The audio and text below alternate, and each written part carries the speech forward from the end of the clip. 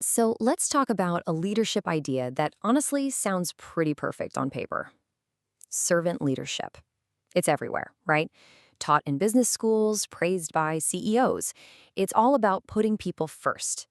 But what if the way we've been doing it, the way we've been selling it, is actually broken? That's what we're going to dig into.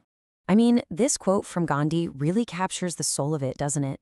It's not about being the boss, it's about a real, genuine desire to help other people win. It's such a powerful idea, and you can totally see why so many people have gravitated towards it. And let's get one thing straight right from the beginning. At its core, servant leadership is a radically good idea. We are not here to tear it down. No way. We're starting from a place of, wow, this is a beautiful and powerful philosophy. And it's funny because we often think of this as some modern corporate trend from the 70s, thanks to Robert Greenleaf. But the idea itself, it's ancient. You can see it in what Aristotle was saying way back when, that a leader's job is to create the space for people to reach their potential. Or in the teachings of Jesus of Nazareth. Greenleaf didn't invent it. He just gave it a name that would work in the modern office. So what does it actually look like? Well, the principles are exactly what you'd hope for. It's about putting your team's needs ahead of your own. It's about actually listening, not just waiting for your turn to talk. It's about being invested in their growth, building real trust, sharing power instead of hoarding it, and leaving your ego at the door. I mean, who wouldn't want to work for a leader like that? So yeah, it's more than just a nice to have. The source material we're looking at today makes a really strong case that in today's world, this approach isn't just good, it's absolutely necessary. And this just lays it out so clearly. This isn't just about warm fuzzies. For the execs, you get more productive teams, which means better results. For the finance department, you save a ton of money because people aren't constantly quitting. For HR, it's a dream come true. Fewer complaints, better culture. And, most importantly, for the employees themselves, they feel valued. One study even said a good manager can impact your mental health as much as your spouse does. That's huge. So when you look at all that, servant leadership just seems bulletproof. It feels like the ultimate win-win for literally everyone, from the top floor to the front line. It's just good, right? Well, that leads us right to the big question. If this philosophy is so great, so proven, so timeless, what on earth went wrong? Why isn't every company this amazing place to work? The author of our source material, Jon Antonucci, asks this exact question himself. And it's such a good one, it really makes you pause. If the model is so perfect, why would anyone need to write a book about fixing it? And here comes the twist. The book's whole argument is that the philosophy itself is fine. It's solid. The problem, the villain of this story, if you will, is what happened when we started packaging servant leadership as a product to sell to corporations.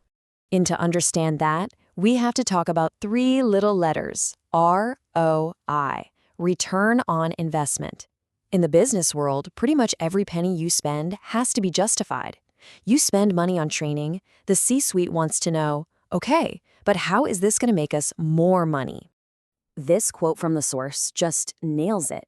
In the rush to prove the financial value, to prove the ROI of being a good leader, the whole point got twisted.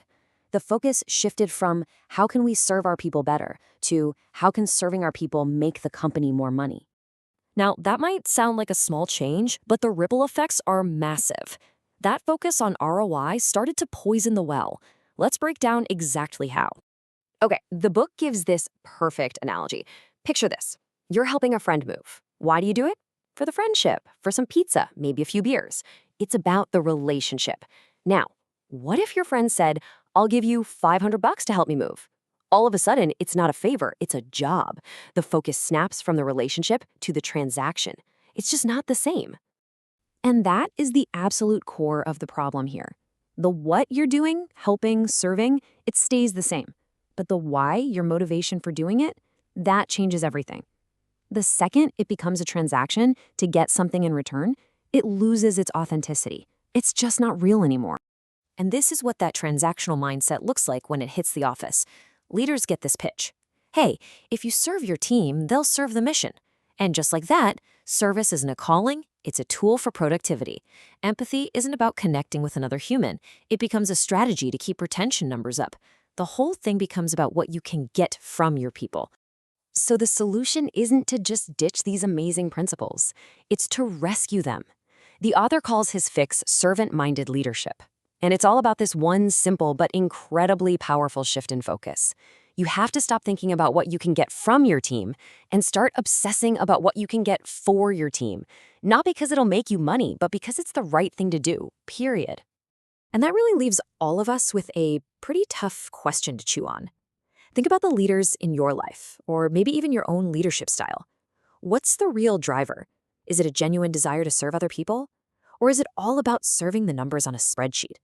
Because as we just saw, that answer changes absolutely everything. Thanks for tuning in.